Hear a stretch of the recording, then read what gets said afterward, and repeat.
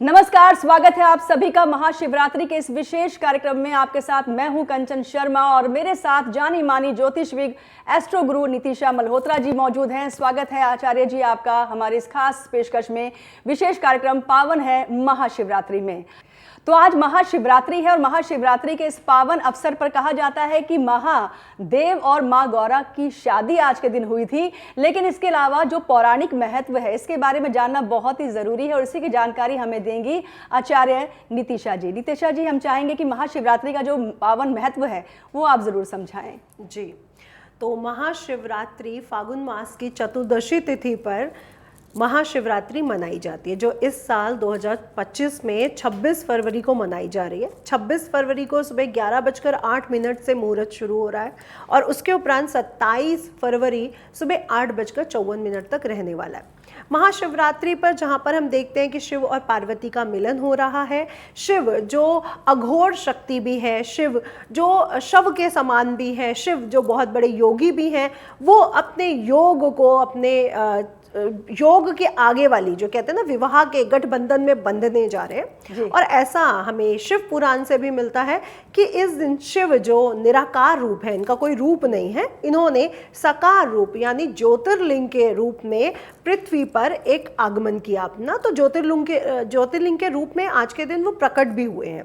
क्योंकि शिव शक्ति के मिलन के बाद ही उनको एक साकार रूप मिला है। तो आज का दिन बहुत विशेष है क्योंकि ब्रह्मांडीय ऊर्जा मनुष्य ऊर्जा के साथ जुड़ती है। कहा जाता है शिव पुराण के अनुसार कि शिव पार्वती आज के दिन पृथ्वी लोक पर विचरण करते हैं जी, और अपने सभी जो उनके बच्चे हैं, जो उनके गण हैं, जो उनकी संतानें हैं, जो पशु हैं, क्योंकि शिव जी को हर किसी जो योनि है उससे जोड़ा गया है। वो हर योनि के प्रभु हैं। उनके लिए कोई प्रेत नहीं, कोई राक्षस नहीं, कोई असुर नहीं, कोई पशु नहीं, वो हर किसी से जुड़े होने के कारण आज का दिन बहुत ही ज़्यादा ऊर्जात्मक हो जाता है। क्योंकि वो खुद अपने बच्चों से मिलने, अपने गणों से मिलने, अपने भक्तों से मिलने पृथ्वी लोक पर विचरण करने के लिए आते हैं। तो विवाह से भी जुड़ा है, ज्योतिर्लिंग के रूप से भी जुड़ा है और ब्रह्मांडीय शक्ति का मनुष्य और मनुष्यों के साथ साथ पशु, गंधर्व, राक्षस, असुर, सर्प, नाग सभी योनियों से भी जुड़ा है। तो आज का दिन बहुत विशेष हो जाता है। जी, कहा भी जाता है ना, सत्य ही शिव है, शिव ही सुंदर है, तभी तो सत्यम शिवम सुंदरम कहा गया है विश्वनाथ को। और आदिदेव महादेव की अगर बात की जाए तो काल भैरव भी कहा जाता है, क्योंकि काल के काल महादेव ने कहा गया है। और आगे हम आपको बताएंगे कि राशिगत आपको ऐसे वो कौन से उपाय करने चाहिए ताकि महाशिवरात्रि के इस पावन अवसर पर आप भी इसकी शुभता, इसकी विशेषता और शिव परिवार का संपूर्ण आशीर्वाद भी प्राप्त कर सके। आपने शिवरात्रि के महत्व के बारे में बताया, लेकिन ज्योतिषीय दृष्टिकोण से अगर हम समझना चाहें तो शिवरात्रि का ज्योतिषीय महत्व क्या है, ये भी आप जरूर बताएं नितिशा जी। तो ये जो इस साल की जो शिवरात्रि है, ये पूरे 60 साल के बाद ज्योतिषीय गणना हो रही है। अब आप देखेंगे कि कुंभ राशि में 30 साल, एक सदी के बाद शनि आते हैं और इस साल वो अपने पिता सूर्य के साथ है जी। मकर राशि का चंद्रमा, मालव्य योग अपनी उच्च राशि में बैठे हुए शुक्र महाराज राहु के साथ, और यहाँ पे त्रिग्रही राजयोग जो कुंभ राशि में इस साल बन रहा है, जो पूरे 60 साल के बाद बन रहा है। और श्रवण नक्षत्र और उसके बाद घनिष्ठा नक्षत्र, क्योंकि श्रवण नक्षत्र को अपने आप में बहुत पुण्यदायक नक्षत्र माना गया है। ये पूरा 1965 में बना था। उसके उपरांत ये जो ग्रहों की गणना है, जो नक्षत्रीय गणना है, ये पूरे 60 साल के बाद 2025 में बनने जा रही है। तो आज का दिन वैसे भी बहुत ज़्यादा स्पेशल हो गया अगर हम नक्षत्रीय और ग्रहों की गणना पर बात करते हैं। और शिवरात्रि की जो पर्व है, ये रात्रि का पर्व है। हमारे जो हिंदू धर्म है उसमें 4 रात्रियां बहुत महत्वपूर्ण है, जिसमें सबसे महत्वपूर्ण रात्रि शिवरात्रि, जैसे जन्माष्टमी हम मनाते हैं, दिवाली की पूजा हम करते हैं, होलिका दहन, होली की पूजा हम करते हैं। तो ये 4 रात्रियां बहुत महत्वपूर्ण है। इसके बाद नव जो रात्रि आती है, जो नवदुर्गा आती है, वो रात्रियां बहुत महत्वपूर्ण हो जाती है। हमारे हिंदू धर्म में सभी फेस्टिवल्स सूर्य के अकॉर्डिंग मनाए जाते हैं, लेकिन कुछ स्पेशल फेस्टिवल्स चंद्र के अकॉर्डिंग मनाए जाते हैं, जिसमें शिवरात्रि सबसे ज़्यादा महत्वपूर्ण है। जी, इस समय शिवरात्रि के दिन 4 पहरों की पूजा होती है। तो 26 तारीख को इसलिए हम शिवरात्रि मना रहे हैं क्योंकि जो निश्चित काल है, जो प्रदोष काल है, जो 4 पहर हैं, वो हमें 26 को मिल रहे हैं। तो इस दिन निश्चित काल की जो पूजा है उसको बिल्कुल मत भूलिए, तो अपने आप में विशेष हो जाती है। और एक चीज़ और बताना चाहूँगी कि भद्रा का साया भी है। कई लोग डर रहे हैं कि भद्रा का साया है, शिव जी की पूजा होनी चाहिए या नहीं। तो मैं कहूंगी कालों के काल है महाकाल जैसा कि आपने भी बोला, इसलिए भद्रा काल यहाँ पर उचित नहीं है देखना। इसलिए आप लोग पूरा जो प्रदोष काल से शुरू होकर के जो 4 पहर की पूजा है, निश्चित काल है, आप उसकी पूजा कर सकते हैं। कोई भी इसमें डरने की जरूरत नहीं है कि भद्रा है, बिल्कुल भद्रा का साया है जी। क्योंकि अभिजीत मुहूर्त होगा मुझे लगता है, क्योंकि पूरा दिन ही शुभ है। 4 पहर आपने भी इसका जिक्र कर ही दिया है, तो आप तो जाइए, हाथ में जल लीजिए और उसके बाद जलाभिषेक आपको करना है। लेकिन विधि क्या है, क्या कुछ आपको अर्पित करना है? बेलपत्र धतूरा तो है ही, लेकिन इसके अलावा और क्या कुछ है? इसलिए थोड़ा थोड़ा इंतजार कर लीजिए, क्योंकि आपको राशिगत इसकी जानकारी हासिल होने ही वाली है। लेकिन शिवालयों में किस तरह का नजारा है ये तो हम देख ही पा रहे हैं, पर भद्रा का आपने जिक्र किया तो भद्रा का तो प्रभाव अब है ही नहीं। लेकिन पूजा जो विधि होती है वो आप थोड़ा समझा पाए, क्या वो विशेष समय रहेगा, वो कौन सा शुभ मुहूर्त होगा, अगर उस समय पर पूजा विधि की जाए तो बहुत ज्यादा लाभकारी साबित हो सकता है, संपूर्ण शिव परिवार का आशीर्वाद हम प्राप्त कर सकते हैं, ये जरूर बताएं। पूजन विधि क्या होनी चाहिए? तो सबसे पहले पूरा दिन ही शुभ है। अगर आप लोग गाड़ी, घर कुछ भी खरीदना चाहते हैं तो पूरा दिन का ही शुभ है। बहुत अच्छे मुहूर्त हैं। आज परिधि योग है, शिव वास है, शिव योग है, तो आज का दिन अपने आप में ही स्पेशल है। तो शॉपिंग के लिए आज का दिन पूरा ही अच्छा है। लेकिन अगर हम पूजा की बात करें, जैसे आपने अभिजीत नक्षत्र की बात करी, तो वो दोपहर में 12 बजे के आसपास पड़ता है, 12 से पौने 1 के बीच। तो आप उस समय बिल्कुल शिव मंदिर जाकर के पूजा कर सकते हैं। निश्चित काल में अगर आपके आसपास मंदिर खुले हैं तो बिल्कुल जाइए। और वैसे भी आज की रात हर जगह मंदिर रात भर खुले रहते हैं और आप लोग दर्शन कर सकते हैं। अभिषेक चल रहे होते हैं, उनको सुंदर से सजाया जाता है। लेकिन अगर आप नहीं भी जा सकते तो अपने घर में निश्चित काल के समय या फिर ये जो 4 पहर मैंने आपको बताए, किसी भी समय आप अपनी पूजा कर सकते हैं। पूजा की अगर थाली की बात करूं तो आपने देखा ही है कि इस पूजा में जलाभिषेक जरूर होता है। शिव जी को जल से अभिषेक किया जाता है, जिसमें सबसे ज्यादा महत्वपूर्ण गंगा जल है, उसके बाद जल है, दुग्ध है, जो गाय का चूहा दूध, मतलब गाय का फ्रेश दूध होना चाहिए, पैकेट वाला प्लीज मत यूज करें। नहीं है कोई बात नहीं, आप सिर्फ गंगा जल और जल से कर दीजिए, लेकिन गाय का चूहा दूध लीजिए। उसके उपरांत आपने भस्म लेनी है, चंदन उनको बहुत प्रिय है, लाल चंदन, पीला चंदन, सफेद चंदन, भस्म उनको बहुत प्रिय है, तिलक करिए उनको। उसके उपरांत उनके ऊपर जो चढ़ता है इत्र उनको बहुत प्रिय है। पार्वती जी हो, गणेश जी हो, या कार्तिकेय जी हो, या नंदी जी, इत्र तो सबको चढ़ता है, चंदन सबको चढ़ता है, सिंदूर माँ पार्वती को चढ़ता है। उसके उपरांत उनको बिल्व पत्र बहुत प्रिय है। तो बिल्व पत्र हमारी थाली में, पूजा की थाली में जरूर होना चाहिए, क्योंकि उनका सबसे प्रिय, क्योंकि बिल्व पत्र को हम 3 उनके त्रिशूल का भी एक शेप मानते हैं, जो भूत, वर्तमान और भविष्य है। और साथ में साथ ब्रह्मा विष्णु महेश की वो भी दी गई है गणना भी बिल्व पत्र को।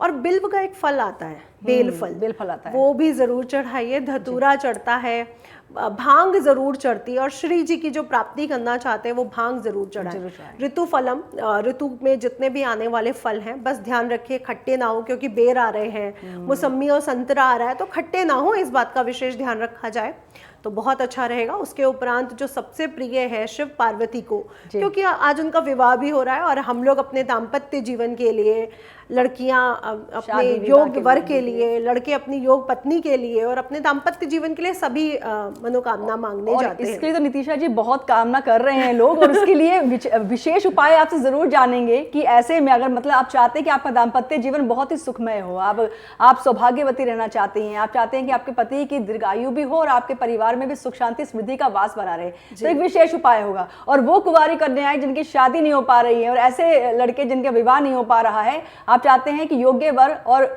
वधु की प्राप्ति आपको तो हो, उसके लिए भी उपाय आपके लिए, थोड़ा सा इंतजार कर लीजिए। पौराणिक महत्व भी हम आपसे जरूर जानना चाहेंगे, क्योंकि जैसे कि आपने कहा कि जब महादेव और माँ गौरा की शादी होती है तो देवगण तो होते ही हैं, लेकिन भूत प्रेत गण भी उनके साथ मौजूद रहते हैं, है ना, और बड़े ही धूमधाम से उनकी शादी का विवरण हमने सुना है, कथाओं में हमने जानकारियां ली हैं। थोड़ा सा हम आपसे जानना चाहेंगे, कहते हैं कि आज के दिन जब हम व्रत रखते हैं तो मोक्ष की प्राप्ति भी करते हैं। मनुष्य जीवन की अगर बात की है तो फिर अपने जीवन में वो वो सुख समृद्धियां हासिल कर लेता है, अगर आज व्रत विधि विधान से किया जाए तो पौराणिक महत्व और आज व्रत की विधि क्या होनी चाहिए, ये भी आप जरूर समझाएं। जी, तो पौराणिक महत्व की तो जैसे हमने बात की कि शिव पुराण के अनुसार शिव और पार्वती का मिलन हुआ है और वो बंधन में बंधे हैं, और शिव योगी हैं बहुत बड़े जी। तो आज का जो बंधन है शिव और शक्ति का है। अब जब शिव और शक्ति जुड़ते हैं तभी तो सृष्टि का सुचारू रूप से सृष्टि चलेगी, सृष्टि का निर्माण होगा। बिल्कुल, तो शिव और पार्वती का मिलन हुआ, ये तो एक पौराणिक वो हो गया। उसके बाद वो निरंकार रूप का होते हुए साकार रूप उन्होंने पृथ्वी पर अवतरण लिया।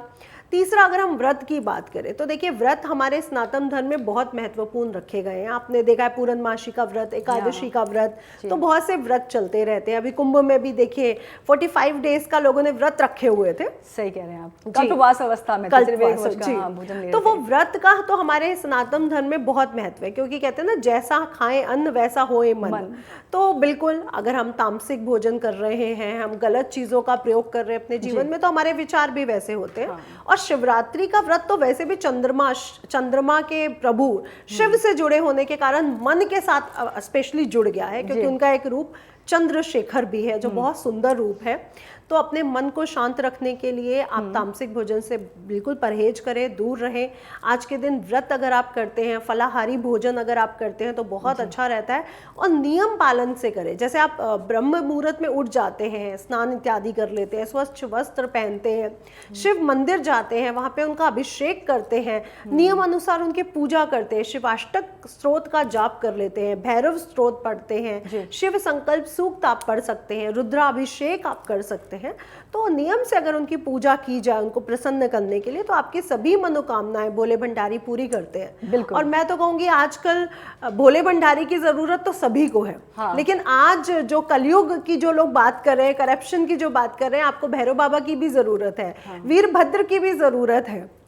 तो जो स्त्रियों के साथ हम सुनते हैं, बच्चों के साथ हम सुनते हैं, तो आप उनकी भी पूजा करो ताकि आपके जीवन में वीरभद्र रूप भी आए, भैरव रूप भी आए। तो बिल्कुल उनके भी जो भैरवाष्टक है स्त्रोत, वीरभद्र का जो स्त्रोत है, उनका भी आप जाप कर सकते हैं। बहुत अच्छे फल आपको यहाँ पर देखने को मिलते हैं उनसे, उनको पढ़ने से भी।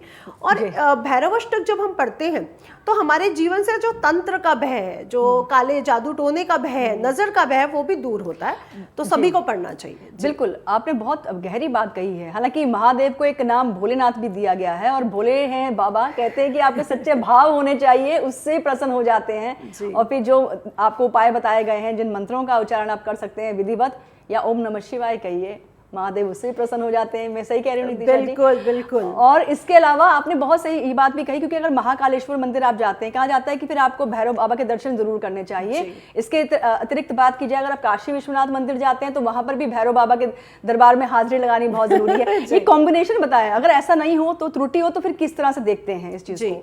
देखिए, हर जो भी जितने भी 51 शक्तिपीठ है, माता के जितने भी आप मंदिर देखते हैं, वहां पे आप भैरव बाबा का मंदिर जरूर देखते हैं। आप वैष्णो देवी जाइए, आप पीताम्बरा जाइए, आप धुमावती जाइए, सबके अलग अलग भैरव है। अब वो भैरव 8 रूप है, शिव जी के 8 भैरव के रूप हैं, जो हर तरह से शक्ति के हर रूप के साथ जुड़े हुए हैं। और कहा जाता है कि ये जो 8 भैरव है, ये हर शक्ति के रूप के साथ जुड़े होने, जैसे हमारी जो माँ पीताम्बरा है, मैं माँ पीताम्बरा की साधिका हूँ, तो इनके जो भैरव है वो महामृत्युंजय महाकाल भैरव है। जी जी। तो ऐसे ही हर देवी के साथ एक महामृत्युंजय भैरव जुड़े हुए हैं। तो भैरव मंदिर में जाना क्यों जरूरी है? और अगर हम काशी विश्वनाथ की बात करें, तो शिव जी जब वहां पे प्रकट हुए, उन्होंने नगरी बसाई, तो वो वहां के कोतवाल बने। कि मैं यहाँ का भैरव कोतवाल के रूप में हूँ, लेकिन मैं इस पूरी सृष्टि में इसी जगह की रक्षा भी कर रहा हूँ। तो आप देख लीजिए कितने मुगल राजा आए, अंग्रेज आए, आज तक काशी का कुछ कर पाए? बिल्कुल भी नहीं, कुछ भी नहीं। तो भैरव बाबा अपनी उस जगह की, अपनी माँ के जो शक्ति के जो रूपों के जो मंदिर हैं, उनकी आज भी रक्षा कर रहे हैं। देखिए, पाकिस्तान की अगर हम बात करें तो हिंगलाज भवानी है। कोई तोड़ तो नहीं पाया, सही कुछ कर तो नहीं पाया। तो भैरव बाबा हैं आज भी, जो अपनी शक्ति के हर रूप की पूजा मंदिर में, उनकी रक्षा आज भी कर रहे हैं। ये बहुत बड़ी बात है। देखिए जी, अब छोटी छोटी चीजें जरूर जानूंगी। शादी में विलंब हो रहा है आपकी, आप थोड़ा सा इंतजार कर लीजिए, एक उपाय जरूर बताने वाले हैं, बहुत ही गहरा उपाय होगा जो यकीनन कारगर साबित होगा। आपका विवाह जल्द से जल्द होने वाला है, वो भी हो सकता है इसी साल में हो जाए, लेकिन इसके लिए थोड़ा सा इंतजार कर लीजिए। बहुत सारे सवाल ऐसे आते हैं कि अगर हमने बेलपत्र, अभी आपने कहा कि उसमें 3 पत्ते होते हैं, अब अगर इस बेलपत्र की बात की जाए तो क्या वो हल्का सा भी टूटा हो, अगर कटा हुआ हो, तो क्या वो अर्पित कर सकते हैं या फिर नहीं? बिल्कुल भी नहीं। कटा हुआ बिल्व पत्र कभी भी बिल्कुल सुरक्षित हो। हाँ जी, बिल्कुल सुरक्षित होना चाहिए, बिल्कुल कटा फटा ना हो। और जो उसका चिकना सरफेस रहता है वो उल्टा करके अर्पित होता है, और 3 उंगलियों से होता है। आपको ये 2 उंगलियां हटानी पड़ेंगी। आप उसको बिल्व पत्र को लीजिए और ऐसे अर्पित करिए। और अगर पात्र की बात की जाए, पात्र कौन सा होना चाहिए? चाहे हम जलाभिषेक करें या फिर दूधाभिषेक करें, लेकिन पात्र कौन सा होना चाहिए? चांदी का या फिर? अगर आपके आपके पास चांदी है तो बहुत विशेष प्रभाव आपको मिलेगा। ठीक। उसके बाद आपने देखा पीतल तांबा भी यूज हो रहा होता है, लेकिन चांदी सबसे स्पेशल है। अगर आपके पास चांदी नहीं है तो आप स्टील ले लीजिए, मिट्टी का ले लीजिए, इससे आपका शुक्र ग्रह भी अच्छा हो जाएगा और आपके धन की स्थिति भी स्ट्रांग होगी। लेकिन चांदी या मिट्टी का लेते हैं तो बहुत अच्छा। उसके उपरांत आप स्टील, कांसा, लोहा, तांबा जो भी आप यूज करते हैं जी। हाँ। लेकिन जो फर्स्ट मैं प्रेफरेंस दूंगी वो चांदी और मिट्टी के कलश को दूंगी। वो बहुत विशेष प्रभाव हमारे साथ लेके जुड़ते हैं जी। बिल्कुल, क्योंकि प्रचंड रूप भी है महादेव का, उनको शांत करना भी पड़ता है शायद, इसलिए आप कहना चाह रही हैं चांदी के पात्र को?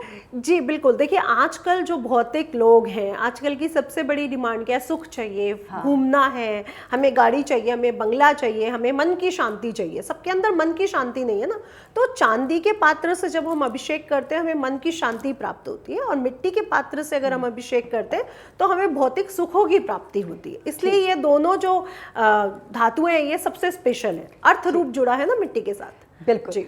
आगे ये जानेंगे कि जब आप जलाभिषेक करते हैं तो जलाभिषेक पहले करना होगा या फिर वो तमाम फल फूल आपको पहले अर्पित करने की थोड़ी बहुत जानकारी लेंगे, क्योंकि इसमें कंफ्यूजन बड़ी हो जाती है लोगों को जब वो जलाभिषेक कर रहे होते हैं शिवलिंग पर। अब हम जान लेते हैं वो खास उपाय जिसका आप सब बड़ी ही बेसब्री से इंतजार कर रहे हैं। शादी में विलंब हो रहा है, अब और विलंब हम नहीं कराएंगे। हम चाहेंगे कि आचार्य जी आप जरूर बताएं कि जिन भी लोगों के विवाह में कोई भी परेशानी आ रही है, रिश्ते नहीं आ रहे हैं या रिश्ते आते हैं बात नहीं बन पाती है, शादी में बहुत विलंब हो रहा है, काफ़ी उम्र होती जा रही है, शादी नहीं हो पा रही है, क्या करें ऐसे में आज के दिन में? जी बिल्कुल। तो अगर आपकी शादी नहीं हो रही है और आप पुरुष हैं, ये आप भी कर सकते हैं, आपकी कोई बहन माता पिता भी कर सकते हैं। आपने करना क्या है, इत्र से शिवलिंग पे अभिषेक करें तो आपके शुक्र ग्रह स्ट्रांग होगा और आपके जीवन में पत्नी सुख आपको प्राप्त होगा जी। तो आपके माता पिता करना चाहते हैं, बच्चा दूर है, फॉरेन रह रहा है, अब वो कह रहे हैं कि हम कर देते हैं, तो मैं आपसे कहूंगी आप सिर्फ दही से अभिषेक करिए अपने बेटे के नाम लेते हुए कि उसके जीवन में विवाह का सुख खुले, विवाह के योग बने। तो आप दही से अपने बेटे का नाम लेते हुए शिवलिंग पर अभिषेक कर दीजिए। अब हम वही कन्या रत्न पर बात कर लेते हैं कि आपकी कन्या रत्न है तो आप क्या करें, आप केसर, चीनी और दूध को एक मिश्रण बनाएं। हल्दी शिवलिंग पे नहीं चढ़ती है, इसलिए केसर भी बृहस्पति का ही रूप है। तो केसर से अगर आप अभिषेक करते हैं, स्त्रियां कन्याएं भी कर सकती हैं अपने मैरिड लाइफ के लिए, अपने पशु अच्छे पति के लिए, और उनके पेरेंट्स भी कर सकते हैं। तो आप केसर से शिवलिंग पे अगर आप जल चढ़ाते हैं तो आपको भी अच्छे दामाद की प्राप्ति होती है और अगर कन्याएं कर रही है तो उनको अच्छे वर की प्राप्ति होती है। देखिए कितनी गहरी बात पता चली है कि हल्दी का इस्तेमाल नहीं किया जाता है, यानी कि कई बार हम देखते हैं जल अर्पित करते हैं, जैसे सूर्य नमस्कार जब किया जाता है, ये जल अर्पित किया जाता है तो हम तो हल्दी डाल देते हैं लेकिन शिवलिंग पे नहीं करना, ये हमें चीज़ों का ध्यान रखना है। अब वैवाहिक जीवन जो व्यतीत कर रहे हैं वो भी चाहेंगे घर में सुख शांति बनी रहे, दाम्पत्य जीवन हमेशा खुशहाल बना रहे, आपसी प्यार बना रहे, क्योंकि कहते हैं ना गाड़ी के दो पहियों के समान ही होते हैं पति पत्नी, तो ये बैलेंस भी बना रहे, प्यार सुख शांति बनी रहे। क्या उपाय हो सकता है आज के दिन, जान लेते हैं जी।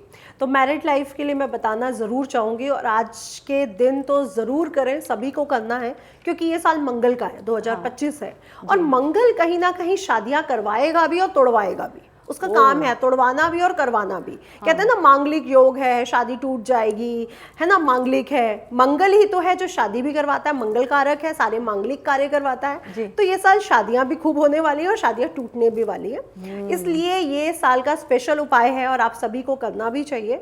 कि आपने करना क्या है, शिवलिंग पर अपनी मनोकामना को बोलते हुए, आप अपनी मैरिड लाइफ के लिए कर रहे हो, आप अपने किसी भी मनोकामना, मेरी जॉब लग जाए, मेरी प्रमोशन हो जाए, मेरा व्यापार अच्छा हो जाए, आप 108 बिल्व पत्र लीजिए, उसके ऊपर चंदन से, अगर आप मैरिड लाइफ के लिए कर रहे हैं तो सीताराम सीताराम, अगर आप और किसी मनोकामना करियर पॉइंट ऑफ व्यू से कर रहे हैं तो सिर्फ राम राम लिखते हुए आप 108 बिल्व पत्र शिवलिंग पे अर्पित करिए। मेरा दाम्पत्य जीवन अच्छा हो जाए, मेरा दाम्पत्य जीवन अच्छा हो जाए, या आप करियर के लिए कर रहे हैं तो राम राम लिख के मेरा करियर ये है या ये प्रमोशन मुझे मिल जाए, बिजनेस अच्छा चलता जाए, आप शिवलिंग पे अर्पित करते जाइए। आप देखेंगे कि आपकी मैरिड लाइफ भी अच्छी होगी, आपकी मनोकामनाएं भी इस उपाय से बहुत जल्द पूर्ण होगा जी। वाकई बहुत ही खास ये उपाय है, इसको अपना लीजिए और फिर देखिए जीवन कितना ही खुशहाल आपका होने वाला है। और घर में खुशियां तब आती हैं आचार्य जी जब घर में किलकारियां होती हैं पर हम चाहेंगे कि आंगन में खुशियों की किलकारियां आएँ, यानी कि अगर संतान सुख से अभी तक कोई माता भी वंचित हैं, वो चाहती हैं कि उनको संतान सुख की प्राप्ति हो, तो क्या आज का दिन उनके लिए बहुत सारा ये खुशी, बड़ी खुशी दे सकता है? यानी कि कुछ ऐसा उपाय उनके लिए बताएं ताकि संतान की प्राप्ति हो पाए। जी बिल्कुल। देखिए, संतान बिल्कुल शिव जी से जुड़ा है, क्योंकि सृष्टि की रचना ही शिव और पार्वती से जुड़ी है जी। तो मानव जीवन या पशु जीवन या यक्ष जीवन या जंतु जीवन पूरा शिव से ही जुड़ा हुआ है, शिव पार्वती से ही जुड़ा है। तो अपने संतान प्राप्ति के लिए भी आज के दिन उपाय जरूर करें।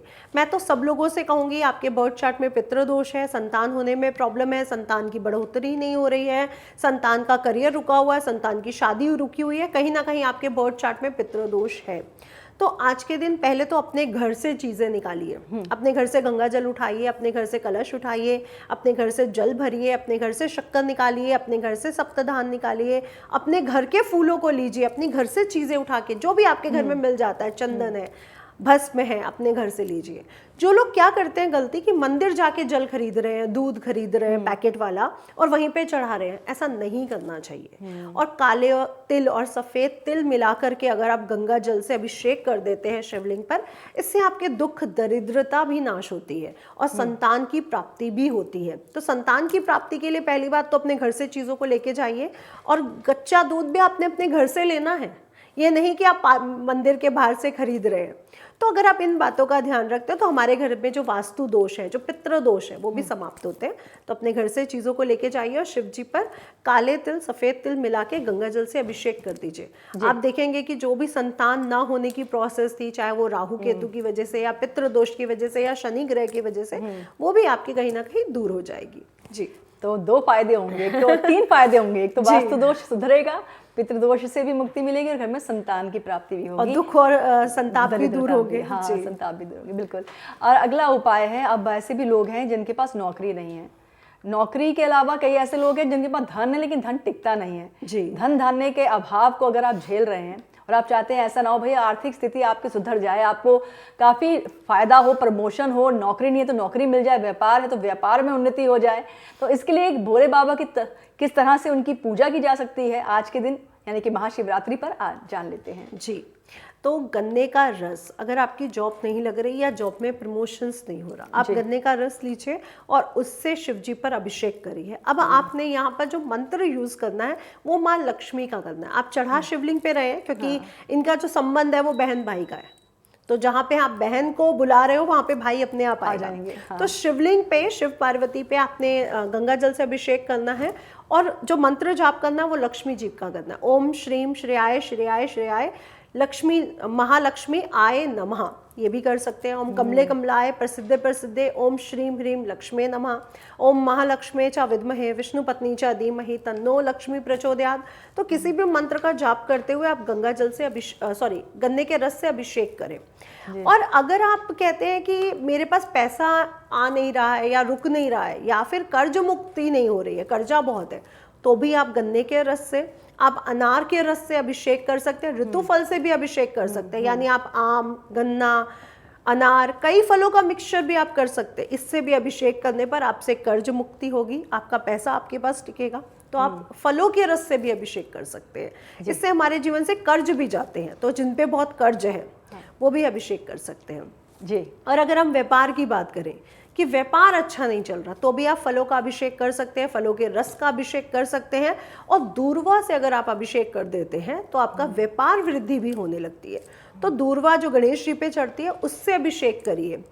भांग चढ़ाने से भी लक्ष्मी जी यानी श्री जी की प्राप्ति होती है। तो भांग और शक्कर को मिलाइए और शिवलिंग पर अभिषेक करते जाइए, उनके 1008 नाम लेते हुए आप अभिषेक करिए भांग और शक्कर से, तो भी आपको श्री, आपका व्यापार भी अच्छा चलता है, आपकी जॉब भी अच्छी चलती है, पैसा भी रुकता है। तो भांग और शक्कर से भी आप अभिषेक कर सकते हैं। जी बिल्कुल। नितिशा जी, अब एक सवाल आया क्योंकि आपने कहा कि धतूरा भी चढ़ाना चाहिए और खासतौर पर जिससे आपने कहा कि जो गणेश जी को अर्पित किया जाता है, आपने जो नाम दिया दुर्वा कहते हैं, बहुत ही विशेष और गणेश जी को बहुत प्रिय भी है जी। अब आप थोड़ा समझा पाएं, जब शिवलिंग के आसपास जब हम देखते हैं पूरा शिव परिवार होता है, जिसमें कार्तिकेय भी हैं, माँ गौरा भी हैं, गणेश जी भी हैं और नंदी भगवान जी भी होते हैं, आप थोड़ा समझाएं कि सबसे पहले जल कहाँ, यानी शिवलिंग पे सीधा अर्पित किया जाए या फिर पहले गणेश जी को, क्योंकि कहते हैं प्रथम देवता गणेश जी हैं तो उनकी पूजा पहले होनी चाहिए। अब थोड़ा सा आप सिलसिलेवार तरीके से समझाएं, जल सबसे पहले कहाँ अर्पित होना चाहिए, फिर कैसे कैसे क्रम वाइज। जी, पहली बात तो लोग जब शिव मंदिर जाते हैं वो ये गलती जरूर करते हैं कि कहीं पे भी खड़े हैं कहीं से भी जल चढ़ाना शुरू कर देते हैं। तो पहली बात तो गणेश जी प्रथमताएं हैं और शिवलिंग के पास है, शिव परिवार है, तो आपकी पूजा भी गणेश जी से ही शुरू होगी। उसके उपरांत माँ गोरा, जो द्वितीय स्थान है वो माँ गोरा का है, क्योंकि उनकी पत्नी है, शक्ति है, शिव के, शक्ति के बिना तो शिव भी शव के समान है, तो माँ गोरा। उसके थर्ड जो प्लेस आता है वो कार्तिक जी का आता है। कार्तिक जी के बाद वो नंदी जी के पास जाते हैं। नंदी जी के बाद फिर जो उनके ऊपर नाग देवता जो बने हुए वासुकी नाग, उनका चांस आता है। उसके बाद शिवलिंग पे जल चढ़ता है। अच्छा। अगर आप जाते ही शिवलिंग पे जल चढ़ा देते हैं, वो कहते हैं नहीं, पहले गणेश जो प्रथमताए देवता है, उसके बाद मेरी अर्धांगिनी, मेरी शक्ति माँ पार्वती जी, उसके बाद जो मेरे पुत्र हैं, क्योंकि अगर देखा जाए तो पुत्र के रूप में तो कार्तिकेय जी ही शिव के अंश से उत्पन्न हुए ना। गणेश जी को तो पार्वती जी का अंश बताया गया है शास्त्रों में। तो शिव के अंश से तो कार्तिक जी उत्पन्न हुए थे और 6 कमलों पर उत्पन्न हुए थे, इसलिए उनके 6 मुख भी हैं कार्तिकेय जी के। फिर उनके गण जो उनके लिए बहुत ज्यादा महत्वपूर्ण है, भक्ति का सबसे बड़ा रूप है नंदी जी, और उनके बाद उनके नाग जो उनके गले में भी श्रृंगार के रूप में धारण किया हुआ है उन्होंने, तो नाग।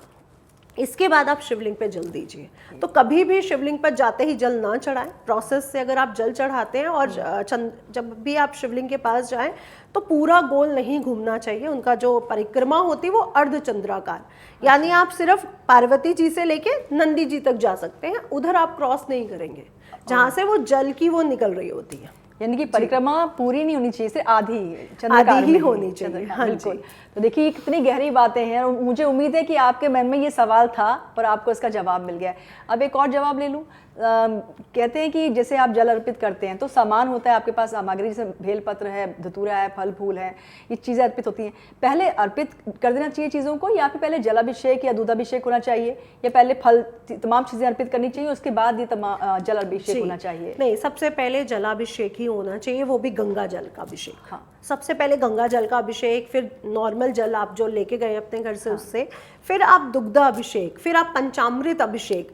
लेकिन इसके बीच में भी आप बार बार जलाभिषेक करते रहें।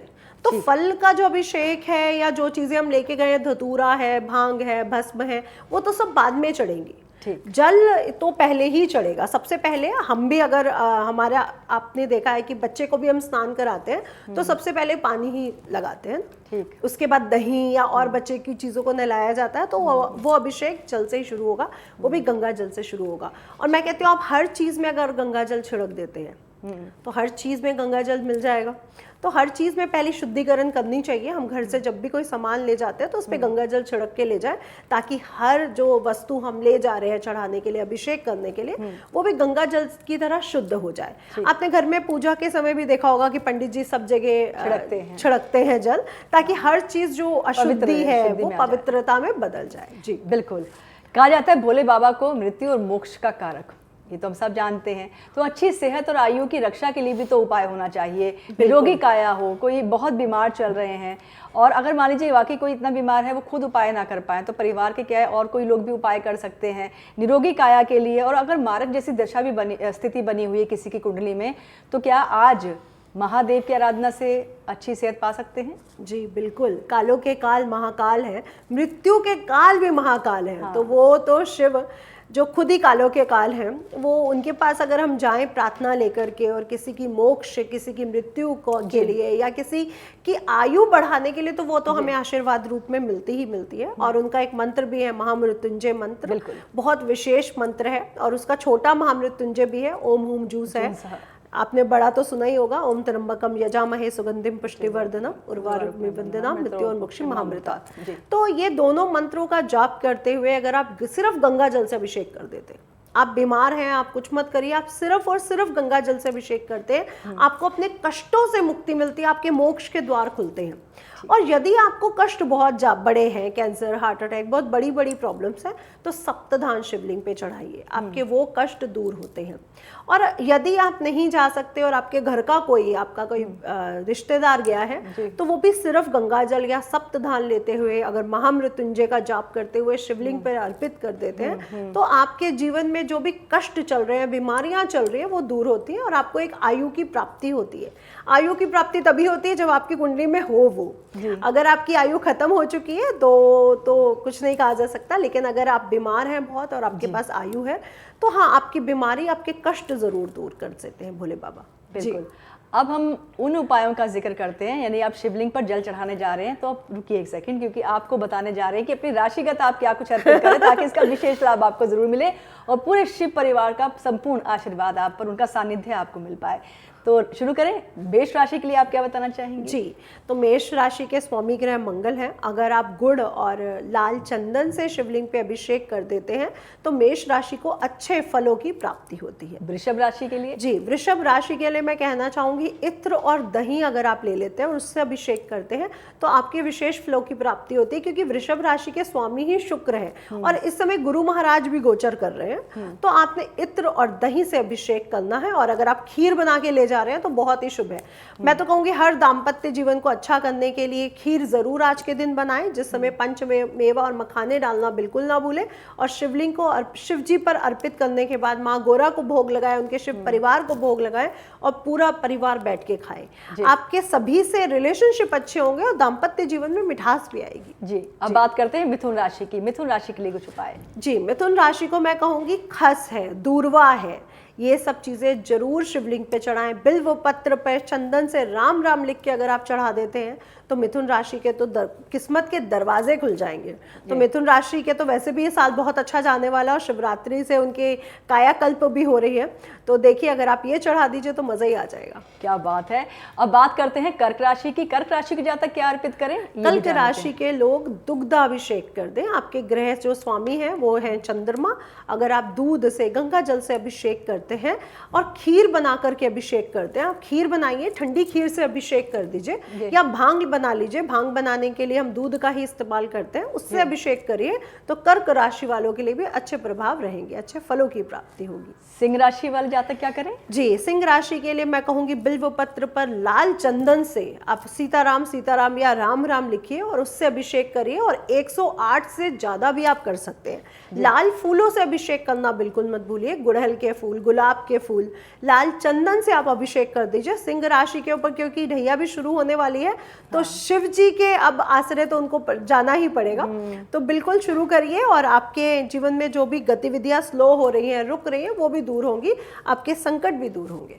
जी, अब कर्क और सिंह राशि हो चुका है। अब कन्या राशि की बात कर लेते हैं। तो कन्या राशि के जो स्वामी है वो है बुध ग्रह। देखिए, कई लोग सोचते हैं कि तुलसी शिवलिंग पे चढ़ती है, लेकिन तुलसी शिवलिंग पे नहीं चढ़ती है। इस बात का विशेष ध्यान रखें कि तुलसी शिवलिंग पे नहीं चढ़ती है।